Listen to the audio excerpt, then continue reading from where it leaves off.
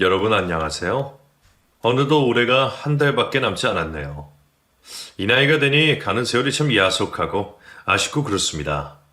저는 남은 여생 즐겁게 살기 위해 노력 중인 66의 여자입니다. 제가 젊어서는 취미라는 걸 모르고 살았거든요. 세상에 온갖 풍파를 겪고 나서 살아서 뭐하나 싶은 허망함에 콱 죽어버릴까 싶었던 적도 있답니다. 그 위기의 시절을 어찌저찌 조금은 극복하고 지금은 친구들도 만나고 이렇게 유튜브 사연 채널도 챙겨 듣고 있어요. 세상이 많이 달라져서 제가 젊을 때보다 훨씬 더 즐길 거리들이 많더라고요. 이 채널에서 이런저런 요지경 사연들을 듣다 보면 저만 특별하고 이상한 경험을 하고 산 건 아니구나 위안을 얻기도 한답니다. 오늘은 저도 제 사연을 소개해드리고 저와 비슷한 사연을 가진 분들에게 조금이나마 위로를 드리고 싶은 마음으로 큰 결심을 하고 제가 겪은 이야기를 적어내려 가려고 합니다. 단도직입적으로 말씀드리자면 저는 아들을 가슴속에 품고 살았어요. 아들이 그렇게 된 것에는 전 며느리의 악행으로 인한 부분이 크다고 할 수 있습니다. 전 며느리 생각하면 자다가도 치를 떨며 눈을 부릅뜨기 일쑤예요. 이 나쁜 년아, 죽이려나. 이런 식으로 잠꼬대를 하면서 욕을 하는 제 목소리에 스스로 놀라서 깰 때도 한두 번이 아니었답니다. 트라우마라고 하죠.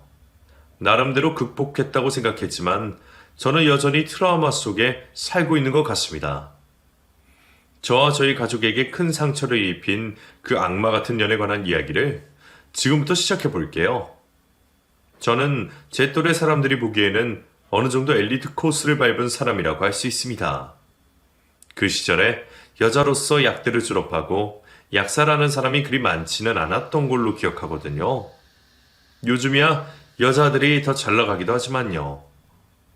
아무튼 그 당시에 고향 친구들은 20살이 되자마자 결혼을 하는 친구들도 많았고 그러다 보니 저는 자연스레 친구들과 멀어지게 되었어요. 한참 외로움을 느끼면서 약국에서 일만 하고 살던 때에 나타나던 사람이 남편이었습니다. 제가 일하던 약국이 대학병원 근처에 있던 약국이라서 규모가 큰 편이었거든요. 남편도 거기에서 함께 일하던 사람이었습니다. 세심하고 항상 웃는 상에 인상도 부근하니 자기보다 남들을 먼저 배려하는 따뜻한 사람이었어요. 그냥 보기만 해도 사람 참 좋다 하고 속으로 저 혼자 생각하고 지냈습니다. 자꾸 눈여겨보게 되더라고요. 어찌 보면 저 혼자 속으로 그 사람에게 호감을 느끼고 있었다고 할 수 있습니다. 일방적인 마음인 줄 알았는데 그 사람도 저와 마음이 같다는 사실을 알게 되고 저희 둘은 급속도로 가까워졌어요. 연애를 하고 나서도 첫인상에서 변함이 없는 사람이라서 결혼을 한다면 이 사람이랑 하고 싶다고 생각했는데 1년 연애 끝에 사람의 청혼으로 저희는 결혼식을 올리고 살림을 합쳐 함께 살기 시작했습니다. 진경아, 나랑 결혼해줘라. 나 너 아니면 장가 못 갈 것 같아. 너보다 좋은 여자 만날 자신이 없다. 사실 나도 그래요. 기다리고 있었어요. 결혼해요. 그때 제 나이가 26이었고 남편은 29이었네요. 결혼을 한 후에 아이는 1년 후에 낳기로 했어요. 남편과 저는 재테크에 관심이 많은 편이었습니다. 두 사람 다 어릴 때 없이 살아서 돈에 대한 열망이 남달랐던 것 같아요. 저희 자식들에게는 빈곤한 삶을 물려주고 싶지 않았습니다. 그래서 저와 남편은 아이를 낳기 전까지 저희가 살고 있는 작은 아파트 외에 아파트 한 채를 더 사고 큰 집으로 이사를 가게 되었어요. 그리고 저희의 계획대로 30평대의 아파트를 매입할 수 있었습니다. 때마침 그때쯤에 제가 임신 7주차라는 사실도 알게 되었어요. 남편은 정말 기뻐하며 저에게 꽃다발을 선물해 주었습니다. 진경아, 고마워. 내가 아빠가 된다니 믿을 수가 없다. 그러면서 눈물을 흘리는 남편을 보며 저도 기쁘고 벅찬 마음에 같이 눈물을 흘렸습니다. 그 순간은 지금도 잊을 수가 없어요. 나도 내가 엄마가 된다는 게 믿기지가 않아. 고마워요. 아이는 뱃속에 있을 때부터 효자였어요. 입덧을 하거나 몸이 힘들었던 적은 손에 꼽을 정도로 편한 임신부 생활을 보냈습니다. 그리고 출산도 1시간 만에 쉽게 자연분만으로 나왔고요. 지글지글 새빨간 갓난아이가 신기하게도 지 아빠를 쏙 빼닮았더라고요. 아이를 보면서 더욱더 책임감이 느껴졌습니다. 남편과 함께 아들을 잘 키우자고 약속했어요. 여보 고생했어. 우리 아들 잘 키우자. 그래야지. 아들 이름은 예정대로 태성이로 할 거야? 클태 별성. 반짝반짝 세상을 비추는 사람이 되라는 의미. 좋지? 좋아. 저희 아들 태성이는 참 순한 아이였습니다. 남편을 닮았는지 방긋방긋 잘 웃고 뭔가 불편할 때면 눈물이 흘릴랑 말랑하는 표정을 지을 뿐 빽 울어서 달래느라 정신을 못 차릴 정도로 힘들게 한 적은 잘 없었어요. 주변에서도 애가 순하다고 신기하다 할 정도였으니까요. 아들을 키우면서 저희 부부는 재테크를 통해 아파트 세 채와 건물 하나를 매입하게 되었습니다. 아들은 대학을 졸업하고 26세 7급 공무원에 합격했어요. 아들은 큰 욕심 없이 안정적인 직장에서 평범한 가정 꾸리고 잘 사는 게 꿈이라고 했습니다. 남편도 저도 더 욕심을 부리지 않고 어찌 보면 평범할지도 모르는 아들의 꿈을 응원해 주었어요. 사실 제가 둘째를 임신했다가 유산을 했거든요. 둘째는 딸이었는데 아이를 잃고 정말 괴로웠습니다. 그때 이후로는 더 아이를 갖지 않기로 했어요. 그게 이제 와서는 조금 후회가 됩니다. 아무튼 아들은 7급 공무원이 되고 나서 28에 결혼을 하겠다며 중견기업에 다니던 회사 여자친구를 데리고 왔습니다. 어머님, 아버님, 처음 뵙겠습니다. 안녕하세요. 목청이 커서 처음에는 깜짝 놀랐습니다. 하지만 인사만 우렁차게 하고 그 후로는 참하게 조근조근 이야기하면서 저와 남편 이야기를 잘 들어주더라고요. 하는 걸 보니 아들에게도 잘하고 아들도 그 애를 보는 눈빛에서 꿀이 뚝뚝 떨어져서 반대할 이유가 하나도 없다고 생각했습니다. 그리고 상견례를 했어요. 사돈 댁들은 시골에서 농사를 짓는다고 했습니다. 딸이 넷에 아들 하나라서 딸들 결혼에 보태줄 돈이 없다고 했어요. 아유, 우리는 뭐 형편도 어렵고 셋째 수진이한테 해줄 게 없네요. 아들 하나도 키우기 힘들어서 수진이가 애가 야무져서 그래도 지금 혼자서 잘 지내고 있으니 결혼도 알아서 하기를 바랍니다, 사실.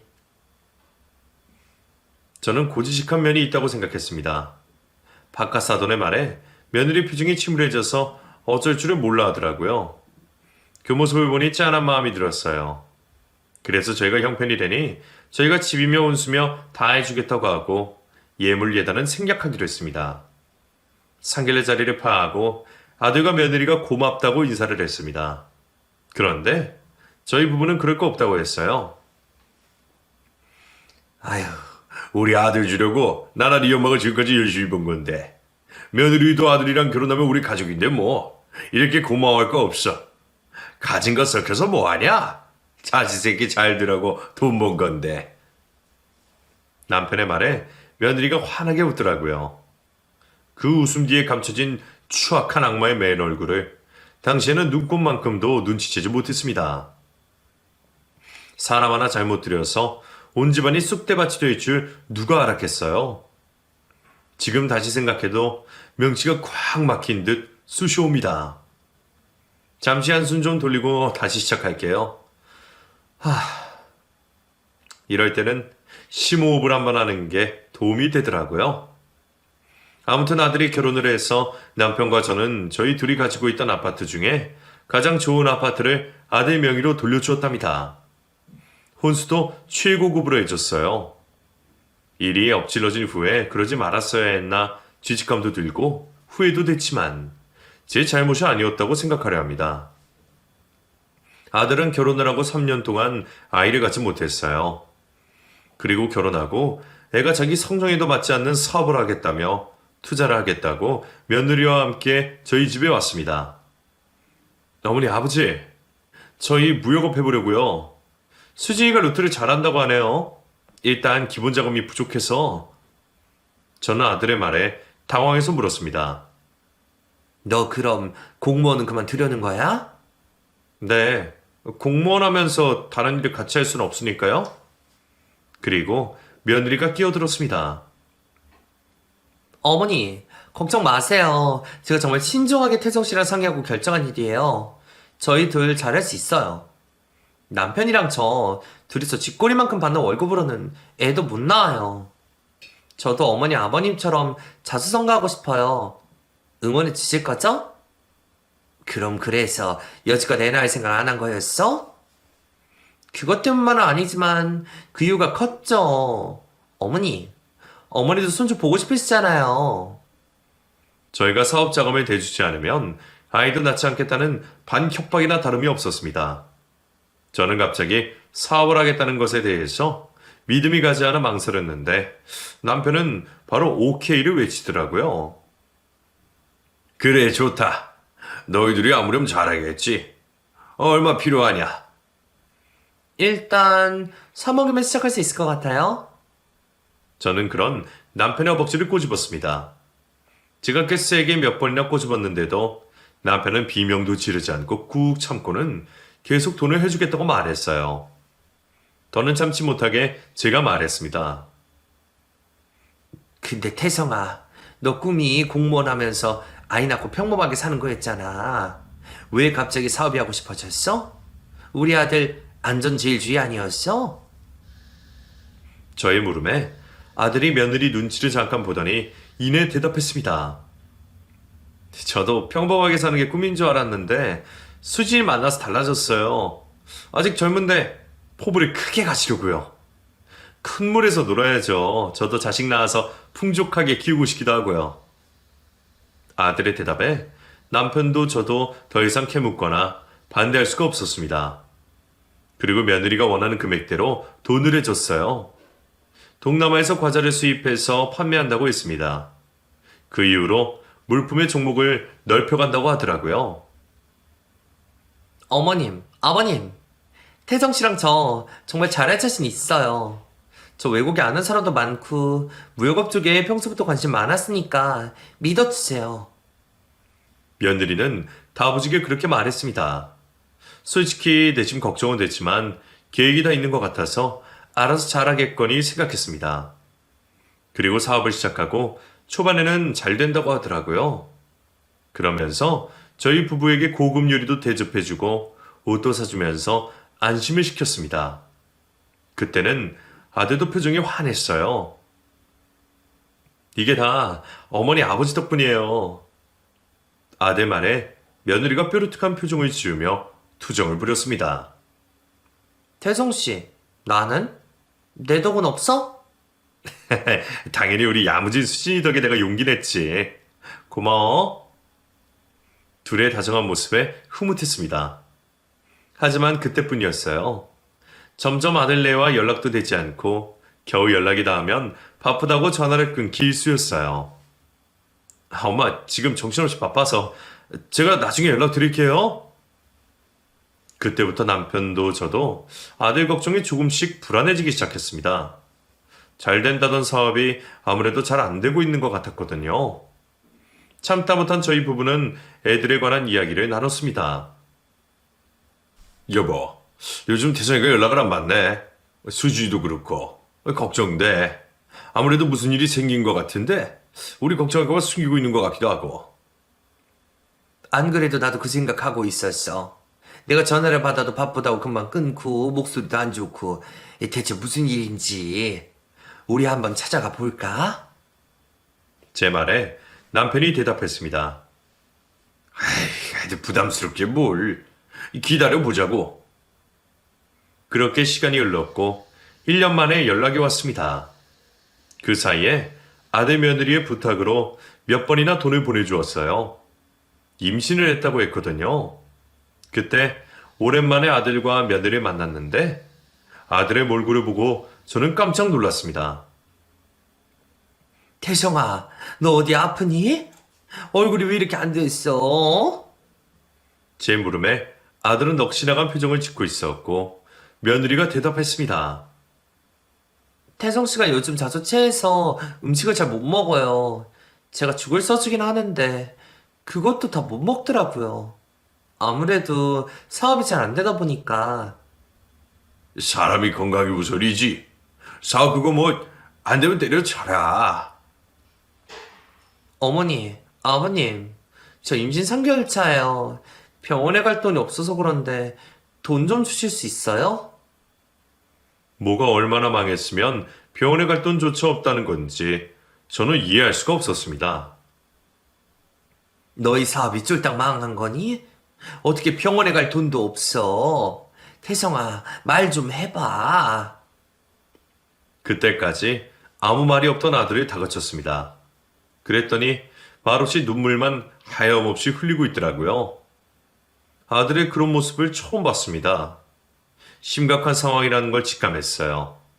하지만 며느리가 별일 아니니 걱정 말라고 했습니다.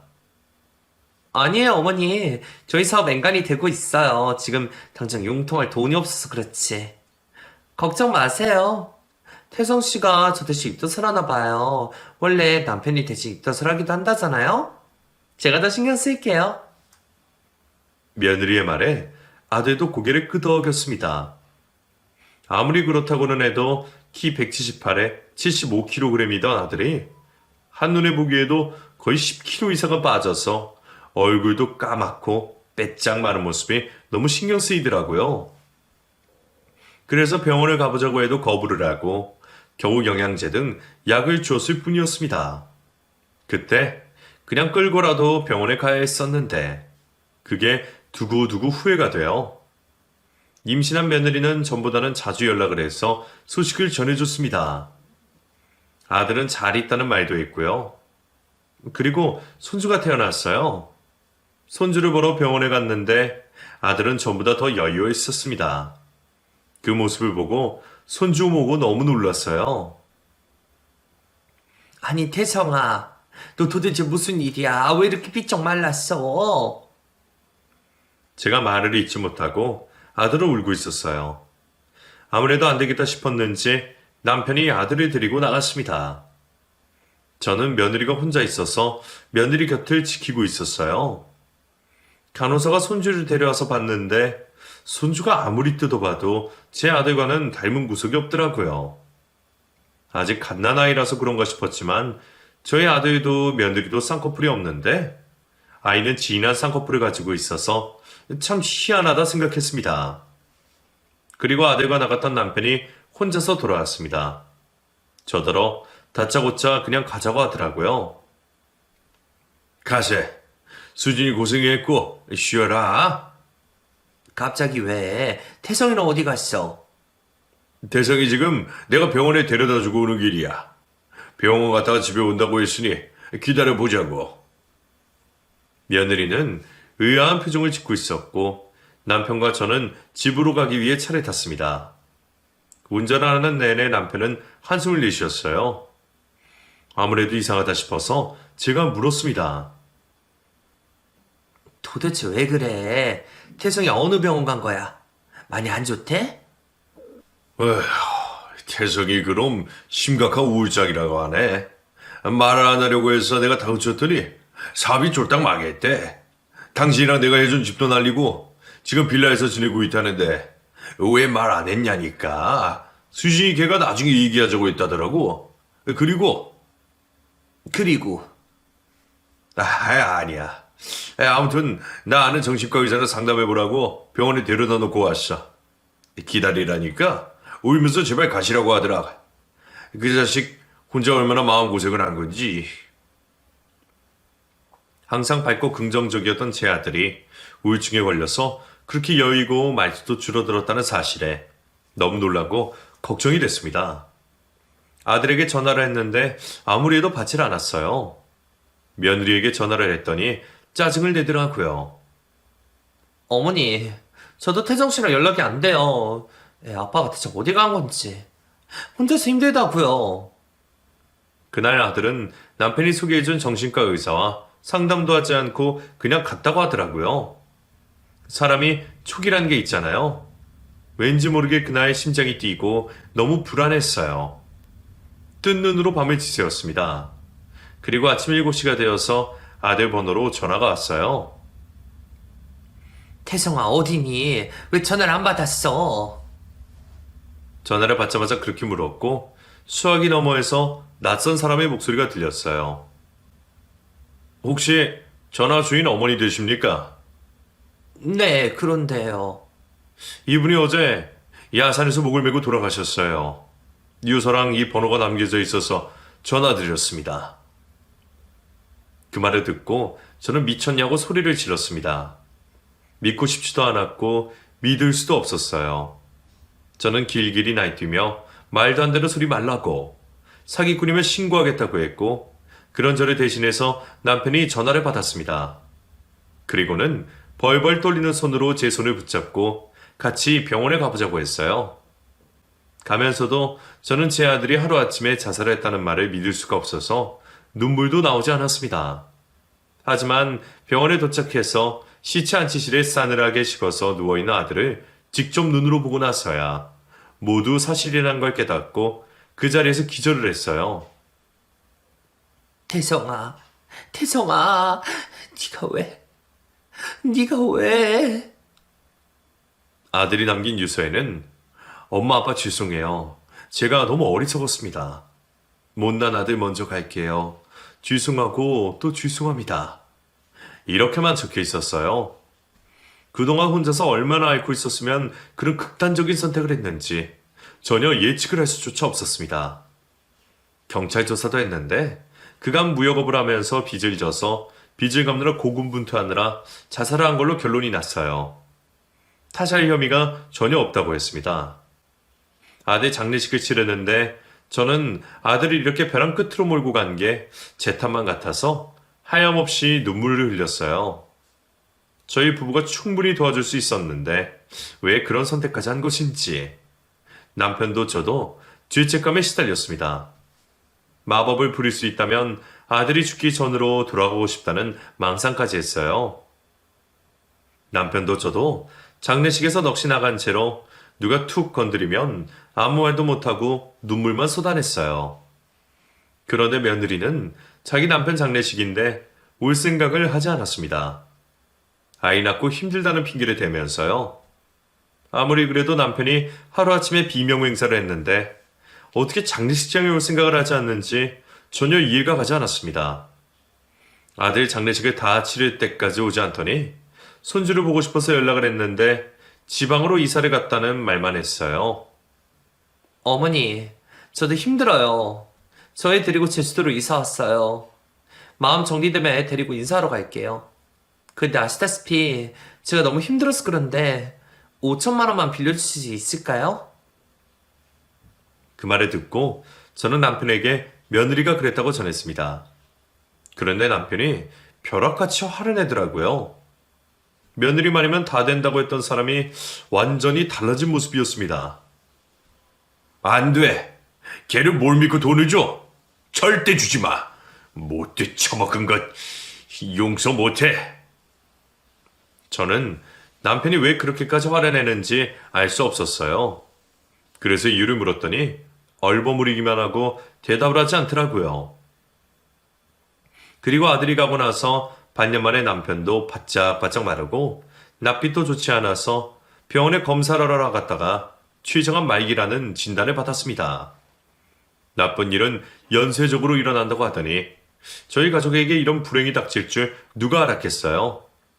저는 남편마저 이룰 수 없다며 할 수 있는 치료를 다 받게 했습니다.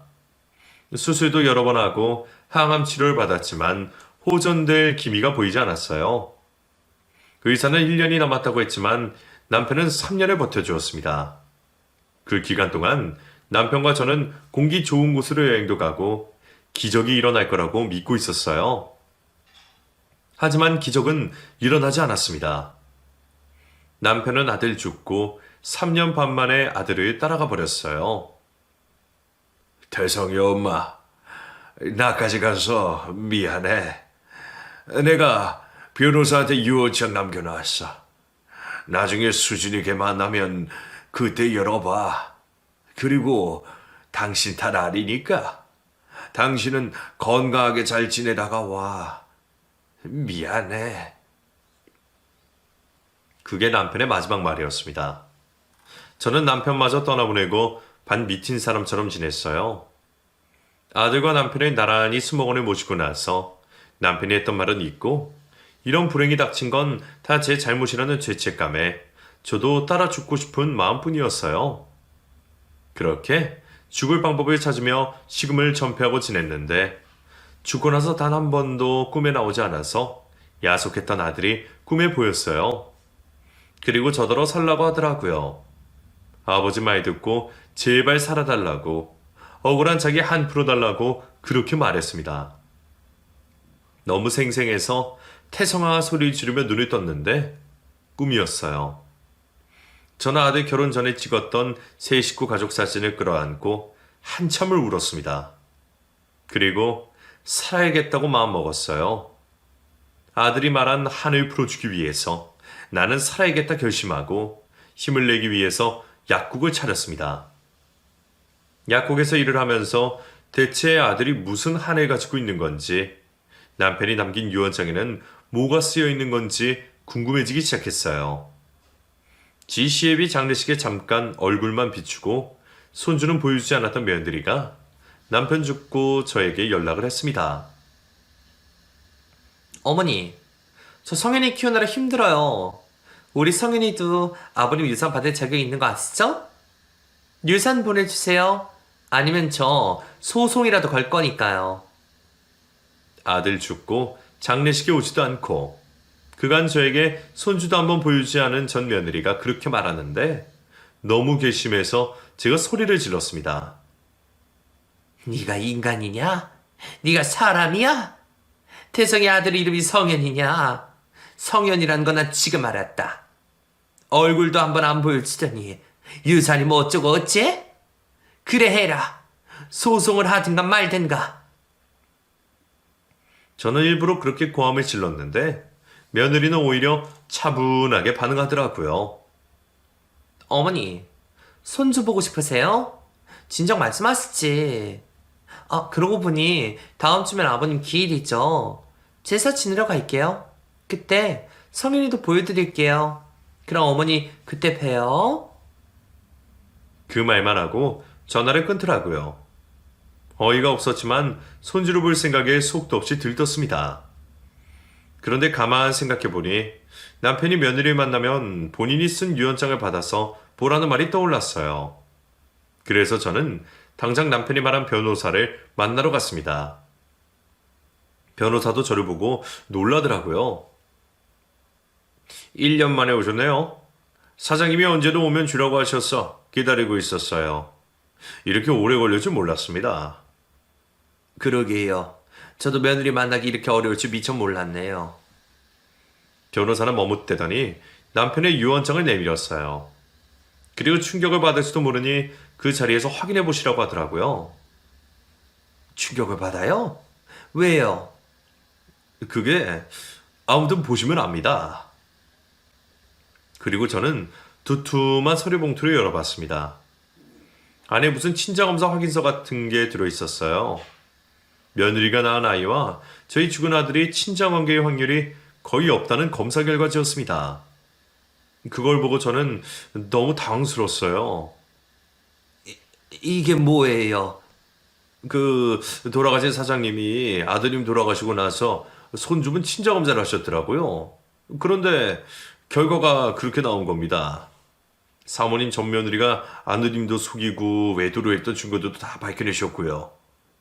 사업을 하겠다고 가져갔던 돈도 다 외도했던 남자랑 써버렸더라고요. 이 안에 증거가 다 들어있어요. 소송을 하시려고 했는데 사장님이 암에 걸리셔서 사모님 오시면 충격받지 않게 도와주라고 신신당부를 하셨습니다. 저는 모든 진실을 알고 나서 가슴속에 콱 막혀있던 퍼즐들이 맞춰지는 기분이었어요. 그리고 허탈하고 기가 막혀서 헛웃음이 나왔어요. 그래서 우리 착한 아들이 그런 극단적인 선택을. 그래서 사모님 힘드시겠지만 사모님의 아드님 한 프로 주셔야죠. 저도 성심성의껏 돕겠습니다. 변호사의 말에 저는 기운을 짜냈습니다. 그리고 사기꾼 며느리가 올 날을 손꼽아 기다렸어요. 남편의 기일이 됐고 저는 혼자서 제사를 지낼 준비를 다 마치고 며느리를 기다렸습니다. 일찍 와서 제사 준비를 돕는 건 기대도 하지 않았습니다. 현관벨이 울리고 악마의 얼굴을 마주할 생각에 심장이 튀어나올 것 같았어요. 어머님, 오랜만이네요. 어머님 얼굴 좋아지셨어요? 잘 지내셨죠? 성현아, 인사드려, 할머니야? 그리고 며느리 뒤에 숨어있던 아이가 빼꼼히 얼굴을 내밀더니 저에게 인사를 했습니다. 이미 그 애가 제 아들 자식이 아니라는 걸 알고 있어서인지 아무런 감흥도 들지 않았어요. 일단 제사상 차려놨으니까 들어와라. 성현이 부졌으니까 됐죠? 저 성현이 친구한테 데려다 주고 올게요. 어머님이랑 할 이야기가 있으니까. 그래? 그래라. 그리고 며느리는 아이를 데리고 나가더니 5분 만에 혼자서 돌아왔습니다. 저는 혼자서 절을 하고 음복도 하고 남편의 사진을 보며 마음을 다잡고 있었어요. 그리고 돌아온 며느리의 태도가 180도 달라져 있더라고요. 도끼 눈을 뜨고 들어와서 저에게 소리쳤습니다. 어머님, 보셨죠? 대개 아들이나 손주 보셨죠? 근데 어떻게 우리한테 유산 한 푼 안 남기실 수가 있어요? 아버님 돌아가신 지 벌써 1년째잖아요. 저도 대충 알아봤거든요. 우리가 받을 수 있는 유산이 10억 원 되는 것 같더라고요. 주세요. 오늘 그거 받으러 왔어요. 제사상 앞에서 고래고래 소리를 지르며 따지고 드는 며느리를 보며 저도 모르게 귀사대기를 날려버렸습니다. 뭐 이년아? 말이면 다인 줄 알아? 유산 10억? 웃기고 있네 이 살인자나나. 내 눈에 흙이 들어가기 전에는 그 돈 못 받을 줄 알아. 제가 그렇게 말했더니 며느리가 저를 한번 노려보더니 제가 정성 들여서 차려놓은 제사상을 한 손에 들고 뒤집어 엎었습니다. 그릇이 깨지고 음식들이 바닥에 나뒹굴었어요. 제가 너무 놀라서 얼어붙자 며느리가 말했습니다. 그래요? 그럼 이제 어머님만 돌아가시면 되겠네요. 그 말을 듣고 온몸에 소름이 끼치더라고요. 당장이라도 저를 죽일 기세였습니다. 왜? 나도 죽이게? 너 잠깐 기다려라. 저는 방으로 들어가서 경찰에 신고를 하고 변호사에게도 연락했어요. 남편이 남긴 유언장을 들고 나왔습니다. 바들바들 떨리는 손으로 저는 그 악마 같은 년에게 제 죽은 남편이 남긴 유언장을 내밀었어요. 그걸 받아들 생각도 안 하고 툭 내치더니 말했습니다. 이게 뭔데요? 무슨 수작을 부리려고 그래요? 손주가 저렇게 살아있는데 그렇게 유산을 주기가 싫어요? 손주? 인연이 칸이 배 밖으로 나왔구나. 누가 내 손주야 누가? 네가 우리 아들 두고 놀아난 도박꾼 놈의 아들이겠지? 야, 이 짐승만도 못한 년아. 언제까지 속을 줄 알았어? 내 아들 죽인 살인자년아. 저는 참지 못하고 소리를 지르며 울분에 차서 눈물을 흘렸습니다. 며느리는 차마 유언장을 다시 집어들어 볼 생각도 못하고 어리둥절해 있더라고요. 그리고는 표정이 변하더니 닥치는 대로 집안에 있는 물건들을 집어던지기 시작했습니다. 바락바락 소리를 지르면서요. 뭐? 살인자? 그래, 아줌마 말 잘했네. 어디 한번 살인자 손에 죽어봐라. 거실에 있던 TV를 깨부셔서 파편이 튀어 제 얼굴에 박혔습니다. 피가 나더라고요. 그러고 있는데 마침 경찰이 도착했어요. 집안의 광경을 보고 경찰도 경악을 했습니다. 그리고 재물손괴 및 폭력 현행범으로 며느리 아니죠. 그 악마를 체포했습니다. 제가 연락했던 변호사도 저희 집에 와서 저를 보고 깜짝 놀라며 물었어요. 이게 다 그 전 며느리가 한 짓이에요? 네, 그런 지독한 열을 제가 이제야. 그리고 변호사가 말했어요. 정말 인간이 아니네요. 그나저나 사모님 얼굴에 피가. 당장 병원 가시죠. 저는 변호사의 손에 이끌려 병원에 가서 10바늘이 넘게 찢어진 얼굴에 상처를 꿰매야 했습니다. 흐르는 눈물에 상처가 따끔거렸어요. 억지로 눈물을 삼키며 저는 그녀에게 제대로 복수를 하겠다고 마음 먹었습니다. 태성아, 엄마가 꼭 네 안 풀어줄게. 여보, 걱정 말아요. 병원에서 치료를 받은 후에 바로 고마운 변호사와 함께 소송을 진행했어요. 전 며느리의 죄명은 수도 없이 많았습니다. 사기죄, 폭행, 재물손괴 등등. 그녀는 변호사를 선임할 돈도 없더라고요. 도박꾼에게 돈을 다 갖다 바쳐서 빈털터리였습니다. 남편은 죽기 전에 며느리의 악행에 관한 증거를 다 모아뒀어요. 죽은 아들 몰래 외도를 한 것, 사업을 하겠다며 뜯어간 돈으로 외도한 남자와 불법 도박 사이트를 만들고 말아먹은 것, 아들이 여자 잘못 만나서 인생 말아먹고 부모에게 준 피해에 대한 죄책감에 스스로 생을 마감한 것에 대한 증거들이 다 USB에 들어있었습니다. 그것들을 보며 저는 가슴에 피멍이 들 정도로 제 손으로 가슴을 내리쳤어요. 아픈 줄도 몰랐습니다. 소송을 진행하면서 저는 그 악마 같은 년은 저에게 손해배상금 및 죽은 저의 남편에게 거짓말로 뜯어간 돈을 갚으라면 판결을 받았습니다. 돈을 다 갚을 때까지 매달 10%의 이자도 지불해야 했어요. 그리고 형사소송도 진행해서 불법 도박 사이트를 운영한 죄로 징역까지 선고받았습니다. 징역을 받고 나서 그 파렴치한 년이 저에게 뭐라고 한 줄 아십니까? 어머님, 이제 뜻대로 다 됐으니 속이 후련하세요? 저 정말 억울해요. 제가 죽으라고 한 건 아니잖아요. 저희 아들은 무슨 죄예요? 저희 아들 손주라고 생각하고 저 감옥 간 동안 잘 좀 보살펴 주세요. 예? 그만에 저는 그네의 머리채를 휘어감고 마구 흩들었습니다. 뭐라고? 인연이 지죄를 모르는구나. 야, 내가 니년 자식을 미쳤다고 돌봐? 이게 진짜 미친년아. 너 죽고 나 죽자. 죽어. 수갑을 찬 그네의 머리를 쥐어뜯으며 정신을 놓고 욕을 해댔어요. 저도 저한테 그런 기운이 있다는 걸 알고 놀랐습니다. 주변에 있던 경찰이 뜯어 말리고 나서야 겨우 손을 떴는데 제 양손에 그녀의 머리카락이 한 움큼 쥐어 있더라고요. 하나뿐인 아들도 남편도 며느리 하나 잘못 들여서 다 떠나보내고 저는 남은 생에 미련이 없었습니다. 전 며느리를 감옥에 집어쳐 넣었지만 여전히 모든 게 후회뿐이었어요.